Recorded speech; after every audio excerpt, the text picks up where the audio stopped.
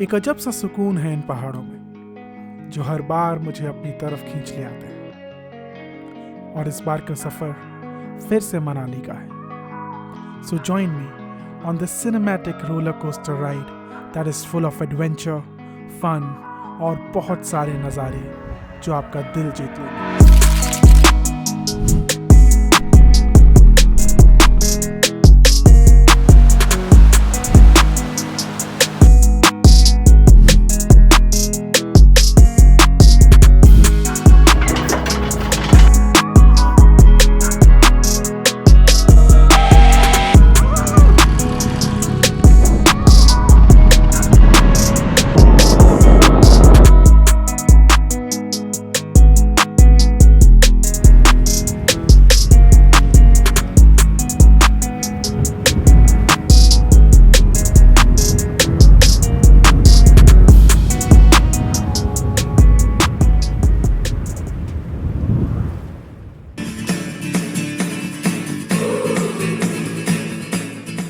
सफ़र शुरू होता है जयपुर से, जहाँ से हम अपनी गाड़ी लेके दिल्ली आए और फिर दिल्ली से पूरे 11 घंटे की ओवरनाइट जर्नी करके पहुँचते हैं मनाली की वादियों में।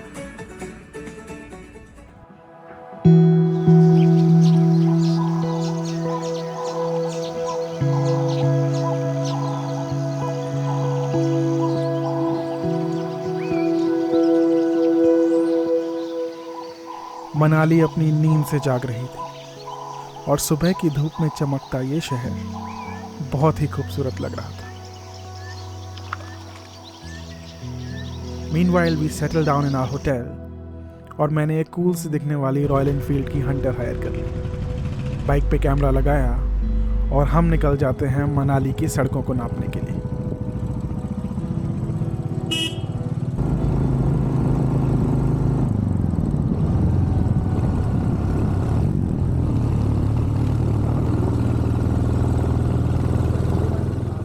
आज का कुछ खास प्लान तो नहीं है, तो हम सोलंग वैली चले गए, जहां रोपवे लेकर हम इस व्यू पॉइंट पे पहुंचे।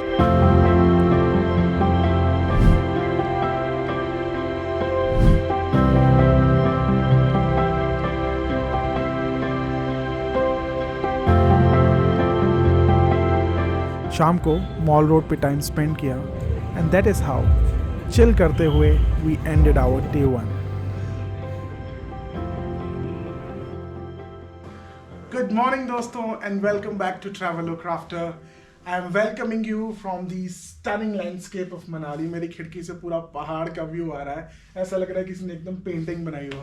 फिलहाल मनाली में आए हुए 2 दिन हो चुके हैं और हम ऑफिशियली अपना सफर आज से शुरू कर रहे हैं, क्योंकि मनाली हम पहले भी आए हैं। सो इस बार हमारा प्लान है कि we'll be exploring some off beat locations जहाँ पे ज़्यादा क्राउड नहीं जाती है।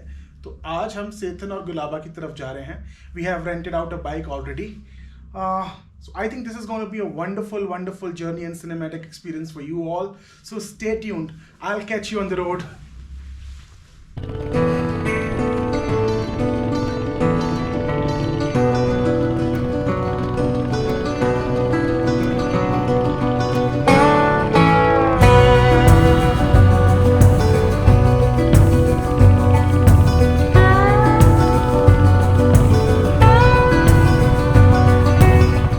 लगभग 40 शार्प टर्न्स और 10 किलोमीटर की ऑफ रोडिंग के बाद we reached Sethan.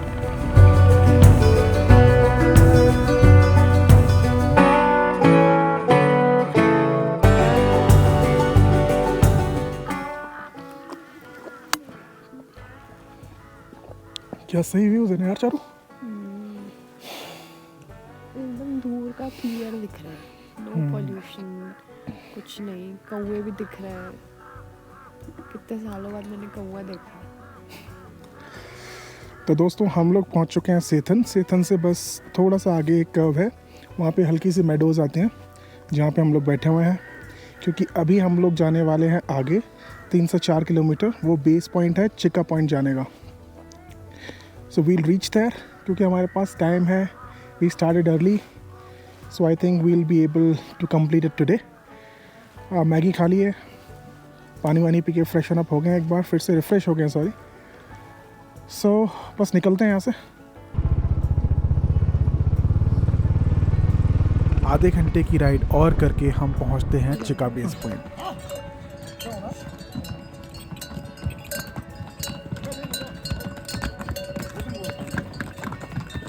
So we have decided कि हम लोग चिका व्यू पॉइंट में नहीं जा रहे हैं, रादर जो सामने ऊपर पहाड़ है ना, इस पे जाएंगे, क्योंकि आई थिंक यहाँ से व्यू ज़्यादा अच्छा आएगा।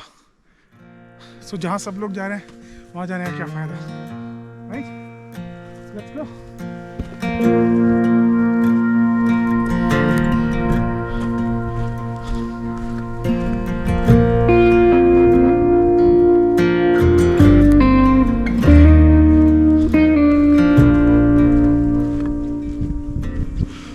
जब सिग्नल नहीं आते तो बार बार फ़ोन देखने का मन नहीं करता।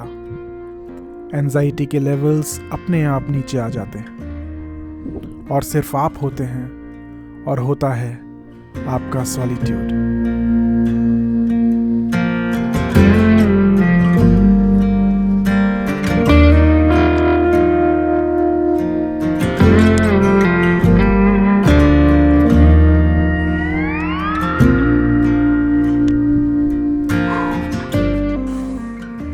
यार तो फिर फाइनली मैंने डिसाइड किया है कि मैं ऊपर की समिट नहीं कर रहा हूँ, क्योंकि अगर देख रहे हो तो सूर्य देवता ढल रहे हैं, 4 बजने वाले हैं और चारू को मैं नीचे अकेले छोड़ के आया हूँ। But I think it is humbling. Nature को रिस्पेक्ट करना चाहिए और जहाँ तक पॉसिबल हो वहीं तक वेंचर करना चाहिए, क्योंकि मैंने डिसाइड किया है 4:30 बजे तक मुझे यहाँ से वापस निकलना है मनाली के लिए। सो बट क्या ट्रेल रहा है यार, ये क्या ट्रैक रहा है, मज़ा ही आ गया। Can you see? रास्ता जब बेहद खूबसूरत हो तो कभी कभी मंजिल पे ना पहुंचने का अफसोस नहीं होता। और ऊपर से ये नज़ारे, इनकी जितनी भी तारीफ करो उतना कम है।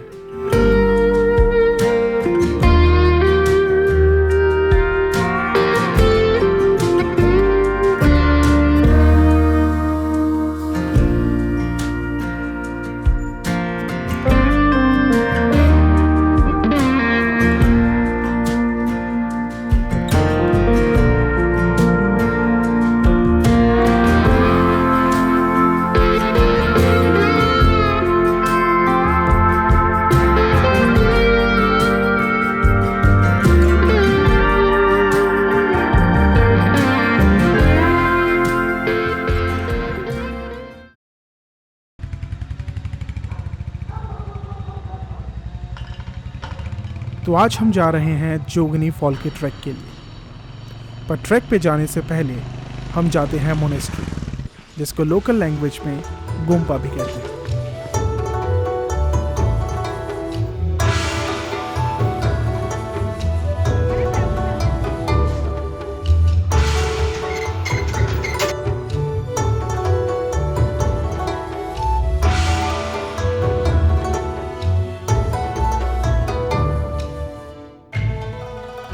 भगवान बुद्ध का आशीर्वाद लेके हम निकल पड़ते हैं जोगनी वाटरफॉल के लिए।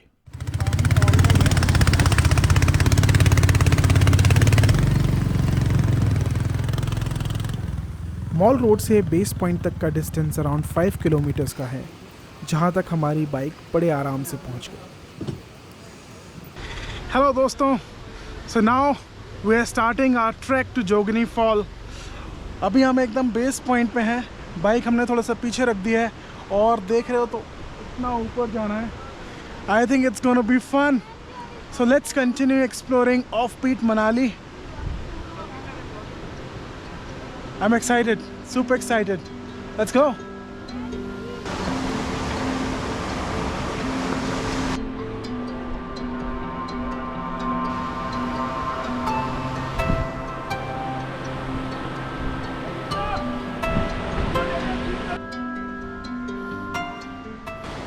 तो अभी हम लोग पहुंच चुके हैं छोटे वाटरफॉल पे।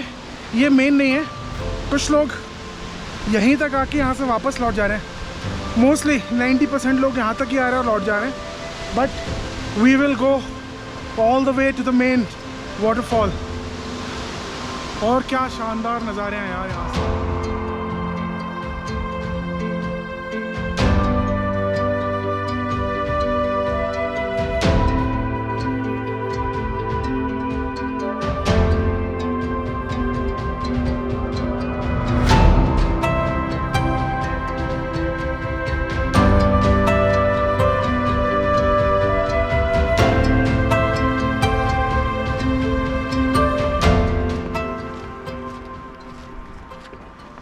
अब फॉल पे जाने के दो रास्ते हैं। एक जो जंगल के बीच से जाता है, ग्रेजुअली एलिवेशन गेन करता है, और दूसरा ज़्यादा एडवेंचरस रूट है, काफ़ी स्टीप है और थोड़ा रिस्की भी, और यही रूट हमने लिया।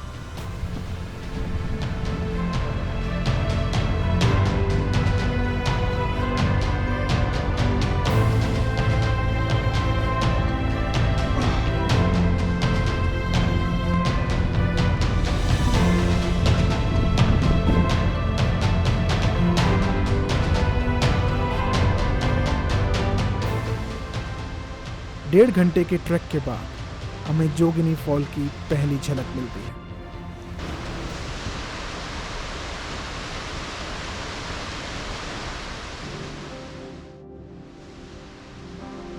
और थकान एकदम से गायब हो जाती है जब हम ये नज़ारे देखते हैं।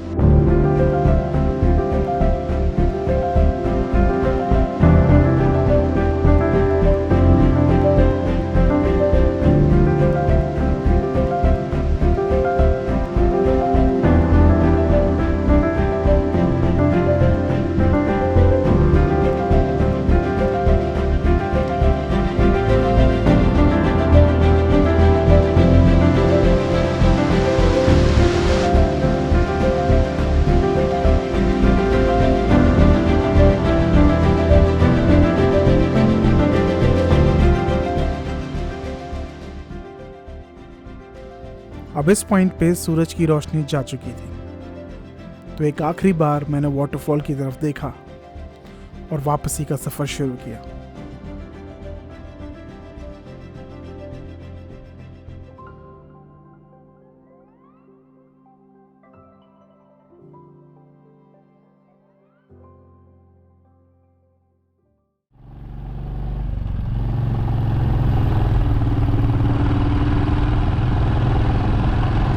अपने सफ़र के चौथे दिन हम जा रहे हैं सिसु वाया अटल टनल। पर आगे बढ़ने से पहले हम रुकते हैं ये जिप लाइन एक्सपीरियंस करने के लिए।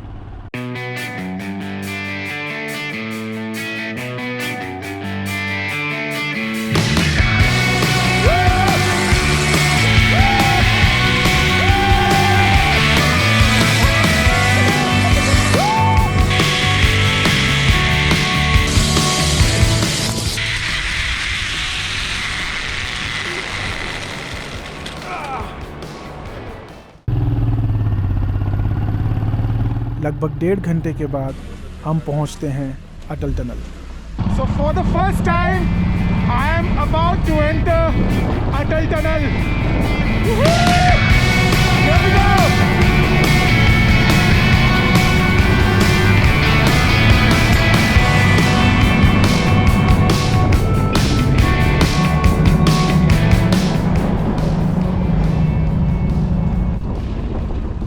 टनल क्रॉस करते ही लैंडस्केप ड्रास्टिकली चेंज हो जाता है। अब ग्रीनरी बिल्कुल कम हो जाती है और धूप की रोशनी में पहाड़ एकदम पीले चमक रहे होते हैं। पर आप जब भी इस स्ट्रेच पे राइड करोगे तो आपके साथ साथ बह रही होती है चिनाब, जो कि इस टेरेन की खूबसूरती को 2 गुना बढ़ा देती है।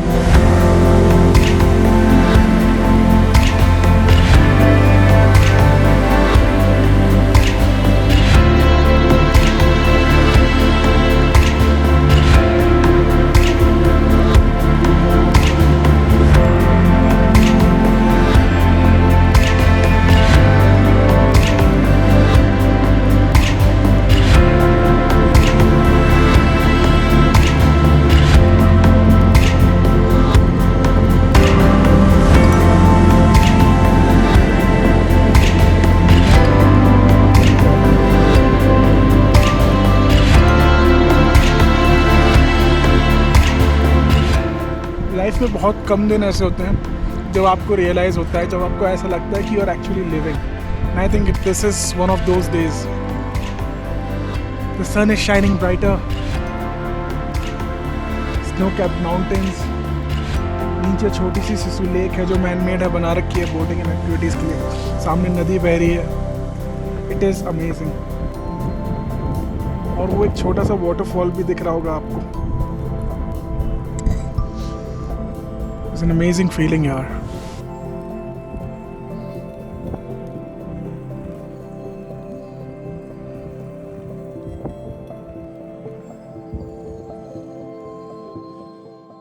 हेलो दोस्तों, कैसे हैं आप सब? तो हम लोग फुली सेट हैं रोहतांग पास निकलने के लिए. आज हम बाइक से नहीं जा रहे हैं, आज हम जा रहे हैं टैक्सी से. तो चलो, let's hit the road again. Hello भैया, क्या हाल है? बहुत अच्छे सर. चलें फिर? चलो.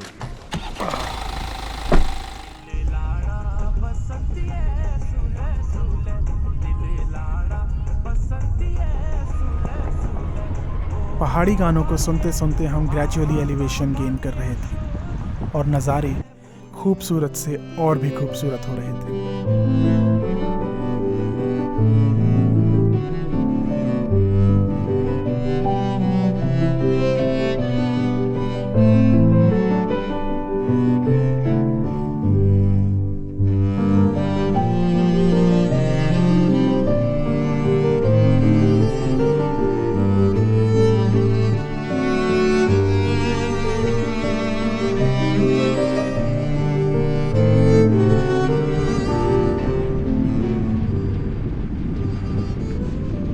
वो कहते हैं कि सफ़र आपको अनएक्सपेक्टेड तरीक़ों से सरप्राइज़ करता है. अब इस पॉइंट तक मुझे बिल्कुल अंदाज़ा नहीं था कि थोड़ी ही देर में मेरी बकेट लिस्ट की एक विश पूरी होने वाली थी.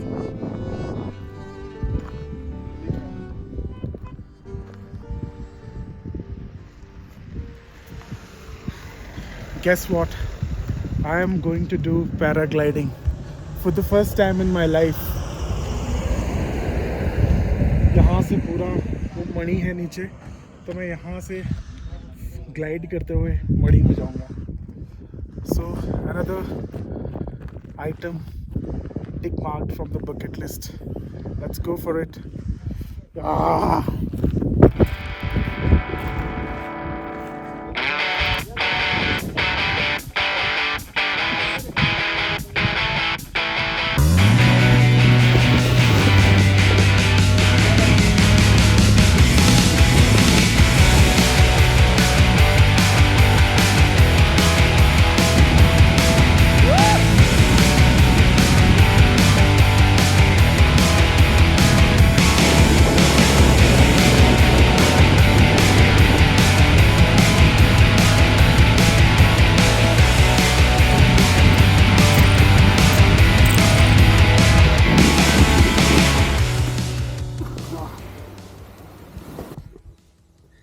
Man, I just can't tell you the experience.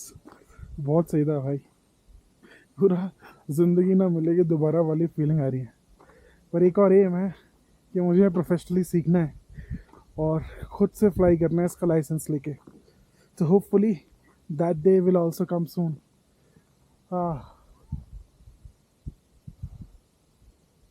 But this was amazing. अब हमें वापस ऊपर ले जाने के लिए बोलेरो का एक पिकअप ट्रक आता है, पर तुम्हारा भाई गाड़ी के अंदर नहीं बल्कि गाड़ी के ऊपर खड़े होके जाता है.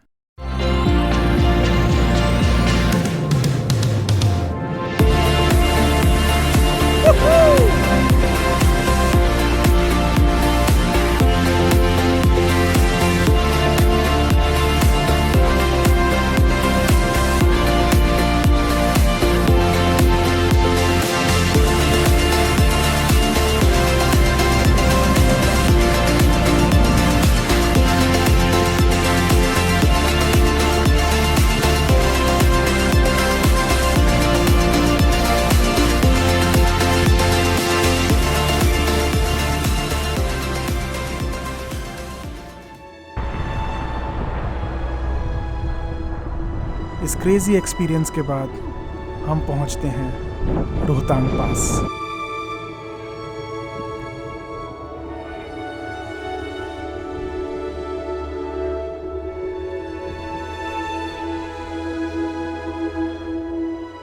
क्या कभी आपके साथ ऐसा हुआ है कि जो नज़ारे आपने टीवी या रील्स में देखे हुए होंगे और अचानक से जब एक दिन आप रियल में उस नज़ारे के सामने खड़े हों तो एक डिसबिलीव की फीलिंग आती है। मन विश्वास नहीं करता कि कुछ इतना खूबसूरत कैसे हो सकता है, पर फिर एक बिलीफ पैदा होता है उस डिवाइन पावर में जिसने इन सारे नज़ारों को बनाया होगा। शायद नेचर ही वो डिवाइन पावर है और मैं खुश नसीब जो इस लाइफ टाइम में इन नज़ारों को देख पा रहा हूँ।